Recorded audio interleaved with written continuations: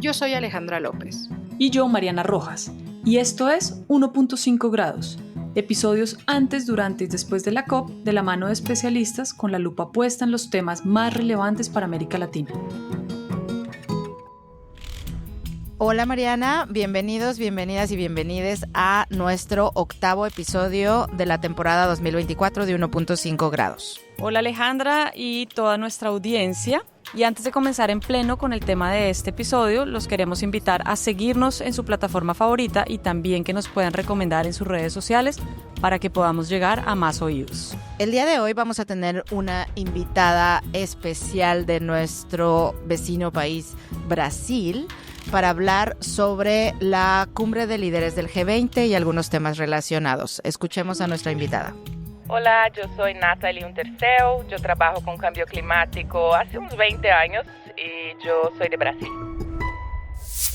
Natalie, un gusto tenerte en este espacio, bienvenida a 1.5 grados. El tema de hoy queremos introducirlo contigo, aprovechando que conoces muy bien el panorama en Brasil y básicamente ayer salió la declaración de líderes del G20 que se reunieron en Río de Janeiro el lunes y el martes y queremos empezar por ahí, porque nos cuentes cuál es tu lectura de la declaración, qué lees de mensajes que son explícitos, pero también qué lees entre líneas. Mira, creo que la primera cosa que me parece buena es que tengamos un comunicado. Porque en las últimas horas, días, lo que escuchamos desde Bakú y también desde Brasil fue que estaba muy difícil, principalmente porque Argentina tenía muchas líneas rojas, incluso de cambio climático. También sabíamos que en las presidencias anteriores de India y otros no hubo un comunicado. Entonces estábamos un poco con miedo de que Brasil no lograría tenerlo. Entonces, bien. Tenemos un comunicado. Pero, ¿qué comunicado es esto? ¿Sí? Claro, hay muchas cuestiones importantes de política, desde género a las cuestiones de transformación digital, todo esto. Pero en materia de cambio climático hay algunos señales importantes. El primero es que el G20 está, por enquanto, de acuerdo que el multilateralismo es la vía, el camino que necesitamos para responder, como decimos, a esta crisis climática. Esto es muy importante porque no sabemos qué va a pasar con Trump, no sabemos qué va a pasar en los otros países, pero aquí una cuestión importante que conecta los dos puntos que hablé es que uno de los miedos era incluso que Argentina saliste del Acuerdo de París ahora y ya escuchamos que no. Entonces, tal vez este momento del G20 ha como creado un espacio diferente de conversación con Milei.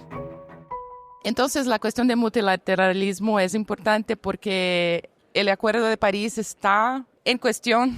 Sabemos que las políticas de los países, los pledges de financiamiento también no son suficientes. Entonces, es importante tener este grupo de las más grandes economías, que son las que más emiten, diciendo, bueno, vamos a intentar juntos a caminar. Y también vimos ahí una intención de Brasil de expandir la conversación sobre financiamiento. Entonces hubo mucho con el sector privado. Brasil creó muchas cosas nuevas que no teníamos en términos de los bonos. También ahora un fondo de bosques. Entonces hay cosas interesantes. Pero lo que no logró hacerlo, y creo que intentó, no es que no quería necesariamente, pero no logró tener una mensaje clara sobre la transición de los combustibles fósiles. Esto no está dicho, es un poco frustrante. Para nosotros es como, está como el checklist está ahí, pero esta parte nos falta y creo que es algo que no puede se quedar así. Por ejemplo, caminando hasta la COP30 tiene que ser totalmente diferente, más contundente, como decimos en portugués, más firme. Gracias, Natalie. Es verdad que con la llegada de Trump y de Milei, estos espacios del G7, del G20, van a verse cuestionados en términos de el trabajo que se hace sobre todo en agendas climáticas, probablemente en términos económicos, pues será otro tipo de discusiones. También, ¿cómo ves que se relaciona esta declaración del G20 con lo que está pasando acá en Bakú, con las discusiones de la nueva meta de financiamiento. Cuéntanos si ves que hay una relación entre G20 y Bakú, nueva meta, y cuál sería. Creo que la conexión para mí es que Brasil está intentando decir sí, podemos negociar y podemos llegar a un acuerdo. Porque, de nuevo, si no tuviera un consenso en torno de este comunicado, sería una señal malísima de que, bueno, el multilateralismo ya no sirve a nada. Uh-huh.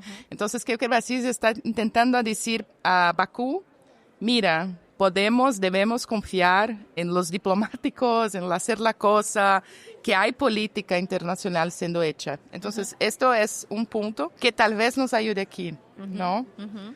Pero lo que me parece no tan positivo y que me preocupa mucho, y ahí tiene todo que ver con la cuestión que tú hiciste sobre la transición, es que los márgenes de G20, Brasil y Argentina firmaron un acuerdo para inversiones en vaca muerta. Entonces, ¿a qué precio? Esto no me gusta nada. Entonces, hay algo más amplio que tenemos que evaluar. Pero para Bakú me parece que hay ahora un espíritu más positivo de que sí tenemos que lograr decisión aquí y no en Belén sobre financiamiento, ¿no? Siguiendo exactamente con esta línea de lo que nos dices de Vaca Muerta, entendemos que este es un proyecto que lleva mucho tiempo rondando en Argentina, que es uno de los proyectos de gas fósil más grandes que se han buscado desarrollar. En un momento de la historia en el que ya sabemos que las energías renovables son las más eficientes, las más baratas, las más competitivas y que tenemos tanto la urgencia de la ciencia como la urgencia de abandonar los combustibles fósiles. Los combustibles fósiles van a convertirse en activos varados en unos años, no son la mejor inversión y aún así tenemos intentos repetidos en muchos de nuestros países. En México también pasó durante el sexenio pasado, ¿no?, de invertir en refinerías. Este tema de Vaca Muerta es un poco esto. Hay un juego político muy interesante aquí entre Brasil y Argentina. ¿Qué más podemos rascar en esta relación bilateral Brasil-Argentina? ¿Y qué significa Vaca Muerta? ¿Es simbólico o es un acto económico? ¿Es un acto que permite que pase G20? Creo que para Brasil en este momento hay una verdadera intención de cooperación con Argentina porque necesitamos de una cierta estabilidad regional. Y mismo que Lula sea muy de izquierda y Milei mucho de derecha, tenemos que seguir. Ellos tienen que hacer política, ¿sí? Entonces, a mí me parece que Brasil está intentando atraer a Argentina propiamente para una cooperación económica pragmática. Y entonces la cuestión de Vaca Muerta, que como tú has dicho, está ahí hace bastante tiempo. Pero Brasil, desde que Lula está en poder, que ya son casi 2 años, estaba un poco intentando a no se involucrar mucho en Vaca Muerta. Entonces ahora no va a poner. Entonces están intentando un cierto equilibrio ahí y que pasa totalmente por la cuestión de las inversiones y la cuestión económica. Es solo con la intención de la política en la región se quedar así. Por ejemplo, Milei no salir haciendo cosas que sean malas para todos nosotros y tal. Pero lo que creo que es importante hacerlo claro también es que Vaca Muerta va a necesitar mucha plata. Y entonces estamos hablando de un país en desarrollo que va a poner mucha plata en otro país en desarrollo para emisiones. Y como tú decías, para este activo parado que no debería existir en un mundo 1.5. Y ahí, por otro lado, estamos aquí en Bakú discutiendo financiamiento justamente para cosas que son totalmente el contrario de esto. Y Brasil y Argentina, en tesis, deberían estar en el mismo lado intentando hacer una decisión. Hay una distancia tan grande entre las prioridades políticas y económicas actualmente y las prioridades diplomáticas que creo que necesitamos aprovechar la COP30 para convergencias, para hacer, bueno, Lula no se puede poner plata en Vaca Muerta. Hay una puerta abierta ahora porque firmaron este acuerdo, Pero creo que en la sociedad civil de Brasil, por ejemplo, nosotros vamos a pelear mucho para decir no queremos que la plata de los brasileños se va a vaca muerta. Y fíjate que de alguna manera lo que se lee entre líneas también es que pudo haber sido un trade-off o una moneda de cambio precisamente para que Argentina no fuera a generar una dificultad en la declaración finalmente de los líderes del G20, porque también con tantos mensajes que había habido por parte de Argentina en las últimas semanas con respecto a primero llevarse su delegación de Bakú, después sacar un comunicado también indicando que posiblemente iba a salirse del Acuerdo de París, que ya eso lo desmintieron ayer, pero da también como esa sensación de que obviamente es un tema político para poder seguir adelante con la declaración. Quiero devolverme a algo que tú mencionabas en una de tus primeras respuestas y es la COP30. Brasil termina la presidencia del G20 a final de este año y el próximo año asume la presidencia de la COP30 y pues hay un camino desde Bakú hasta Belén el próximo año. ¿Cómo sientes tú que lo que ha hecho Brasil en este año de alguna manera está contribuyendo a esa preparación hacia la COP30, esperando que, por supuesto, aquí en Bakú, en la COP29, tengamos un resultado positivo de financiamiento y que no vaya a ser un tema también que Brasil deba asumir en la próxima COP? Entonces quisiera saber cómo ves este camino hacia allá, habiendo sido Brasil presidencia del G20 hasta finales de 2024. Me parece que Brasil intentó, por el medio de G20, colocar unas agendas más amplias, más geopolíticas en la mesa. Por ejemplo, la cuestión de vamos a decir, outer layer del financiamiento. Entonces, esta cosa de los privados, de los instrumentos que no vamos a discutir en la Convención Marco de Cambio Climático y todo. Para Brasil es muy importante que salga un acuerdo de financiamiento en Bakú, que no se deja después. Y Lula habló de esto en G20 cuando hubo una declaración conjunta con Antonio Guterres y Lula dice expresamente, no dejemos la tarea de Bakú para Belén, no queremos esto. Entonces es muy importante. Pero también en el próximo año hay un punto en la agenda que es el 2.1C, que es esta cosa más amplia de hacer los flujos financieros compatibles con 1.5. Entonces creo que Brasil ya está un poco como mirando cómo traer la realidad económica más cerca de las cuestiones. Si todo sale bien, vamos a tener algo de cursos públicos en Bakú y algo más amplio en Belén. La verdad es que en este mundo de la diplomacia climática, el Itamaraty y el liderazgo de Brasil es muy reconocido y yo creo que ojalá que pase exactamente lo que nos estabas diciendo, ¿no? Que haya una decisión sobre financiamiento público y que las discusiones más amplias de la alineación de los flujos financieros pasen en la COP30. También está el proceso muy grande que no se discute aquí de los compromisos climáticos de las NDCs que ya empezaron a presentarse, que en la COP30 tendríamos que llegar con los compromisos de todos los países del mundo y que ojalá estén alineados con lo que está diciendo la ciencia. Sabemos que ustedes han sido críticos de la NDC de Brasil.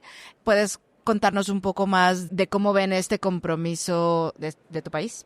Mira, creo que en primer lugar es importante que Brasil, Emiratos Árabes, Reino Unido tengan colocados sus NDCs en la mesa. Esto es incuestionable porque necesitamos de más señales. Entonces, esto es la parte que creo que es buena. Y claro, salir con algo por es siempre un riesgo porque no hay mucha referencia, no hay mucha comparación. Entonces, es un escrutinio muy alto. Y Brasil sabía de esto, sabía que no importaría el contenido, necesariamente habría esta cuestión. Pero en términos de lo que hay en la NDC de Brasil, nos quedamos frustrados porque, en primer lugar, no hubo consultación. Entonces, la participación de la sociedad no estaba ahí. Y esto decimos al gobierno todo el tiempo, mira, no queremos conocer un compromiso de nuestra nación junto de todo el mundo. Esto es una cuestión que nosotros vamos a implementar después. Entonces, por favor, hagan una consulta, hagan algo. Y esto no hubo. Entonces, la primera cuestión fue que no solo sociedad civil, pero también el sector privado, los gobiernos de los estados, de las municipalidades, están todos como, sí, ¿es esto lo que nosotros queremos?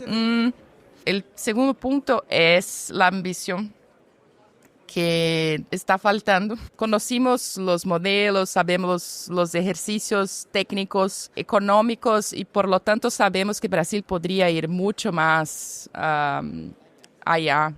Por ejemplo, casi la mitad de todo. Entonces, el número que Brasil firmó, que es 1.05 gigatoneladas en 2035, es solo un poco menos lo que tenemos en 2030, que es 1.2, y hoy tenemos 1.7. Pero estamos caminando a bajar las emisiones. Pero es importante decir, la NDC de Brasil no es una NDC de alta ambición. Entonces tenemos que seguir empujando para que sea mejorada. Y por último, creo que es un poco técnico, pero es importante explicarles. La decisión de este número nos parece que fue una decisión muy política y que se basó en la expectativa de que Brasil va a vender Itmos, que va a vender sus resultados de mitigación. Entonces, para mí me parece un incentivo perverso que su meta no sea tan ambiciosa para que pueda como vender a los otros países, y para el planeta, para la atmósfera, esto significa nada, porque en verdad es un juego de suma cero, ¿sí? Entonces, hay puntos técnicos y otros puntos más de la política que nos quedaron complicados. Yo espero que los países de Latinoamérica que sean mejores, que hagan mucho más do que Brasil, que sean más claros, más transparentes, más participativos. Me quedó sonando lo que decías de ojalá pudiera Brasil mejorar la NDC. ¿Crees, por las conversaciones que han tenido y por la reacción que ha tenido Brasil ante la nueva meta, que de aquí a Belém eso pudiera cambiar? Yo espero que sí. Yo estaré trabajando para esto. Pero creo que será muy difícil porque hubo este acuerdo en nivel político, lo más alto nivel político. Entonces creo que ahora la sociedad sí va a cobrar que el gobierno venga con los datos, que sea posible, por ejemplo, discutir cómo vamos a llegar ahí. Entonces creo que la conversación ahora es sobre la implementación. Creo que la energía se va ahora a cómo vamos a hacer una realidad mejor de lo que está ahí en la NDC. Bueno, Nathalie, muchas gracias por todas estas respuestas y por llevarnos un poquito a entender mejor este mundo tanto del G20 como de la política brasileña. Nosotros hacemos a todas nuestras invitadas una pregunta que es: ¿cuál crees que debería ser la bandera de la sociedad civil latinoamericana para nuestra Latinoamérica vulnerable de aquí a la COP30? Que la COP30 sea verdaderamente una COP latinoamericana, que tengamos ahí la representación indígena, la representación de las personas afrodescendientes, que tengamos toda nuestra diversidad de la naturaleza y de las culturas representadas, porque creo que así la COP va a ser algo mucho más do que solo algo de Brasil o de la Amazonía. Que la COP30 sea verdaderamente una COP de Latinoamérica con toda su diversidad, naturaleza y todo. Y esta es mi bandera. Muchas gracias, Nathalie. Ha sido un gusto tenerte con nosotras en 1.5 grados. Gracias. Bueno, habiendo terminado la conversación con Nathalie, queremos retomar un poquito, Mariana y yo, sobre esta conversación, y para nuestra audiencia yo quiero nada más explicar muy rápido algo que ella mencionó que es muy importante sobre los ITMOs y el mercado de carbono.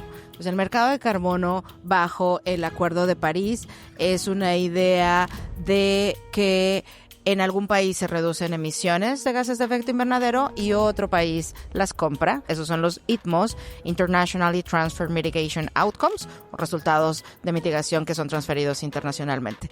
Y entonces la implicación dentro de la NDC de Brasil es que no todo lo que van a reducir se reduce y se cuenta para Brasil, sino que quieren vender una parte de eso internacionalmente. Mariana, ¿qué opinas sobre, ahora sí, la conversación que tuvimos con Natalie? Bueno, primero, muy pertinente esta explicación, porque sin duda ese es un gran riesgo que, si bien ella lo plantea explícitamente para Brasil, evidentemente también es un riesgo para las CNDCs y para los compromisos de muchos de los países que podrían ser los potenciales vendedores de ITMOS en el marco del Acuerdo de París.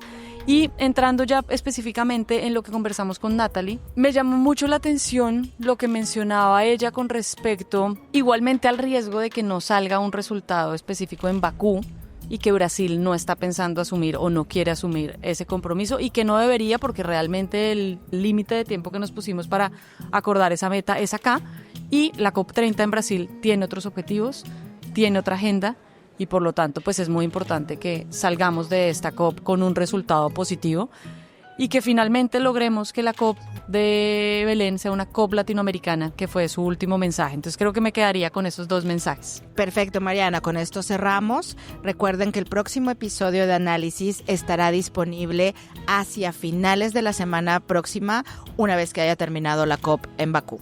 No olviden comentar y compartir este y otros episodios y etiquetarnos en redes sociales como @transformaglob, usando el hashtag Latinoamérica Vulnerable. Nos escuchamos pronto.